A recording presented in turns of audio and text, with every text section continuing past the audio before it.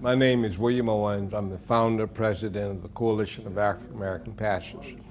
We're here today to address this issue of same-sex marriage and the endorsement by the National Association for the Advancement of Colored People. The NAACP is pandering to the President of the United States. Yeah. That's right. Who sadly supports same-sex marriage. Mm-hmm. And the President is on the wrong side of history, and now the NAACP has fallen down to his level. Yeah. We're asking the black pastors and black leaders of this country to help save our future. The NAACP has a history of representing the moral rights of underserved citizens, but the NAACP is wrong to label same-sex marriage as a civil right. To use homosexual marriages and civil rights in the same sentence is an oxymoron. I think that what has happened is that the homosexual advocates have an agenda, and I think that agenda is basically to hijack the civil rights. Homosexuality is not a civil right. It was said best by one of the board members of the NAACP who resigned after this decision was made.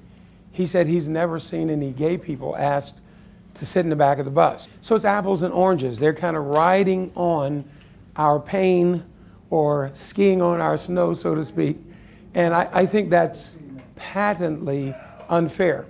I just think about what's on our money. In God we trust. Mm-hmm. So now we've changed our different things and put politics instead of God first. And God is not going to allow. In NAACP, you need to be about God's will. I think if the black community will get back to the basis and the fundamentals of righteous truth as outlined in the scripture, which has been the foundation of our community for many generations, I believe that if we get back to those things, we know truth, then in any case, truth makes us free, and we'll be able to differentiate right and wrong. Mm-hmm. Now, historically, it was through the church and through pastors that the NAACP had its greatest support and activity. And so now it is through the church and through the pastors who need to stand up and say, this is a moral question and it's wrong, and we do not support the NAACP in this resolution. Mm-hmm. I think many African Americans are struggling because of peer pressure. They don't know what a person would feel if they speak out against President Obama and the NAACP because they're black. So a lot of them are saying in private what they actually feel, and that is they will not vote for President Obama again because of his position on same-sex marriage. They're doing it because they don't want the peer pressure of another black person, or they fear what the peer pressure would do. It's time for us to stand up for what's right. It's time for us to stand up for what's morally right.